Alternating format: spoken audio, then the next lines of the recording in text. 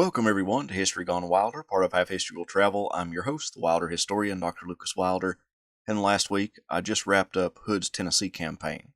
Now I set off on a journey to animate the Siege of Petersburg and continue the war to Appomattox Courthouse. I can't thank you all enough for all of your support. If you like what I do, please consider subscribing to the channel if you haven't done so already, join the Patreon page, or purchase something from one of my online stores. Every little bit helps. Thank you.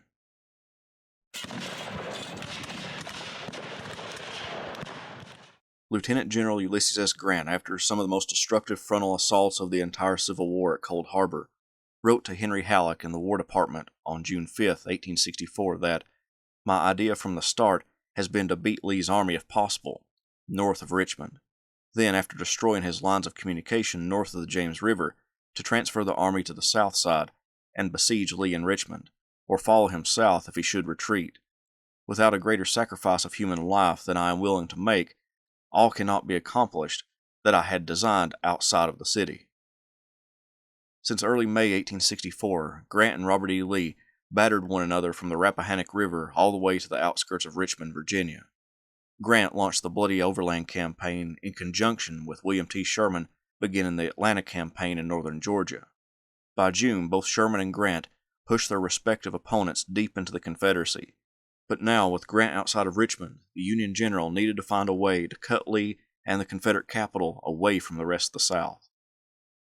After the Battle of Cold Harbor, Grant dispatched his cavalry commander, Philip Sheridan, north and west of Richmond to cut the Virginia Central Railroad and to link up with David Hunter, who was making his way south through the Shenandoah Valley.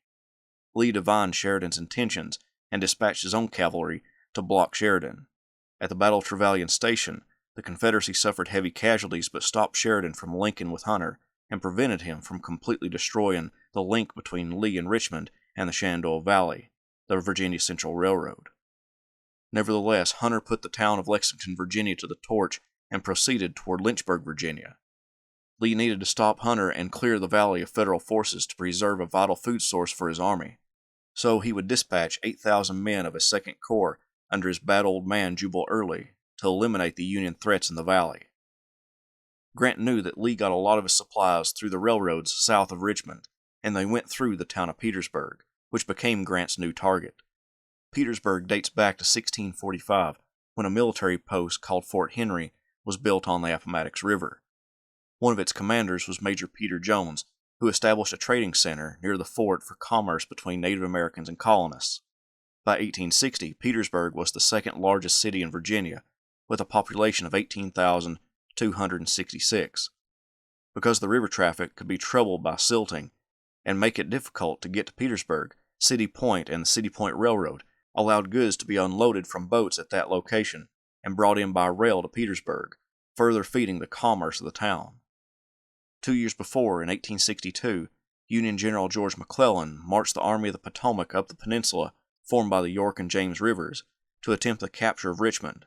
The approach of the Union's principal field army in the east to their city panicked many citizens of Petersburg, and Captain Charles Dimmock, along with others, attempted to build a line of fortifications to protect the city. The Union threat went away, which lessened the need for the fortifications, so over the course of the next 2 years, the entrenchments slowly progressed, but they would be known as the Dimmock Line.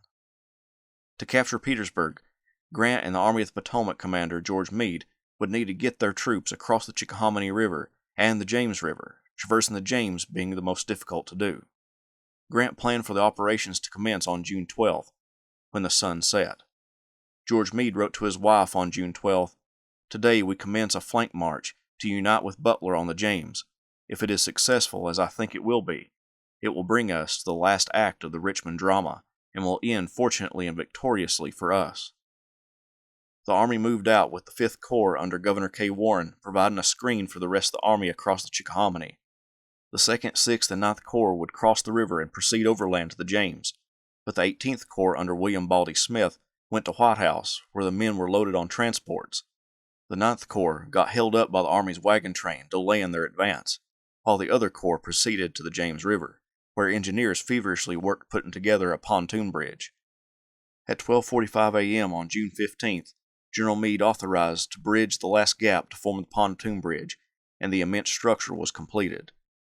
Thus, in about 8 hours, a floating bridge nearly 2,000 feet long, 10 feet wide, and consisting of 101 pontoons stretched across the magnificent James. In civil life, if a bridge of this length were to be built over a river with a swift current, they would allow 2 or 3 months for the making of plans, then not less than a year to build it, marveled Colonel Lyman. Edward Porter Alexander considered this engineering marvel the greatest bridge which the world has seen since the days of Xerxes, while a newspaper correspondent considered a view of the bridge, with vessels and transports of every description, loaded with army supplies, floating idly on the placid bosom of the James, so far downward as the eye could reach, among the most imposing I ever witnessed. Although some troops would use the bridge, others would be ferried across on transports. By June 15th, the 2nd Corps arrived on the south bank of the James River, and the 18th Corps was at Bermuda Hundred. Grant had met with Benjamin Butler, the commander of the Army of the James, at Bermuda Hundred, and informed him that the 18th Corps, with his help, would cross the Appomattox River and assault Petersburg. The 2nd Corps would be available to help. However, miscommunication ensued, with word not getting to Smith, the 18th Corps commander, about his role, and a supply debacle delayed the 2nd Corps from marching toward Petersburg until late. The Confederates weren't idle during these operations. They quickly realized that the Union Army was moving, but couldn't decipher where. Lee had moved his 2 available corps south of Richmond, one corps under Richard Anderson, which was James Longstreet's corps, who was still recovering from his wounds at the Wilderness, and one corps under A.P. Hill. The Confederates pushed against the Union screen, finding in the fields around their position the bones from the soldiers who died 2 years before during the Peninsula Campaign. One soldier wrote, "On every side of us lie the bleaching bones of those who fell in that battle, and I have studied phrenology on at least one skull, which I hope was a Yankee's. A dentist might make a valuable collection of teeth. I have seen one beautiful set." William Smith and the 18th Corps got very little sleep as they tried to follow Grant's orders to launch a dawn attack on Petersburg, but it wasn't logistically possible, with most of the troops arriving all through the night from the 14th into the morning of the 15th. The defenses around the city were lightly manned, with troops under Pierre Gustave Toutant Beauregard. So if Smith could get his men on the move, a great opportunity presented itself, cutting Lee off from Petersburg and forcing the abandonment of Richmond. Smith was from Vermont and graduated 4th in his class of 1845 at West Point. He missed the Mexican-American War, being part of a surveying party on Lake Erie at the time. He spent time as a math teacher at West Point before the Civil War, as well as serving stints in the Southwest and Florida. When the war broke out, he became the colonel of the 3rd Vermont and fought at First Manassas. By July 1862, he was a major general, and by the Battle of Fredericksburg, he was commanding the 6th Corps of the Army of the Potomac. But his politicking in getting Ambrose Burnside removed as Army commander resulted in himself being sent west, where he became the engineer of the Army of the Cumberland, helping to establish the cracker line that saved the Union Army from starving in Chattanooga as it was being besieged by the Confederate Army of Tennessee. He impressed Grant, and that general brought him back east and put him in charge of the 18th Corps. Now, one of the most significant moments of the war was in his hands, to capture Petersburg before Lee could reinforce it. Smith's corps marched to Petersburg, encountering some resistance at Baylor's farm, which intimidated Smith. He would write, "The fact that there were troops sufficient in our front to leave the works at Petersburg and come out to meet us induced the belief that the enemy was much stronger than General Butler supposed, and I learned conclusively that the movement was no surprise." It was into the afternoon before Smith got his forces into battle line and ready to launch themselves against the Dimmock line, defending Petersburg.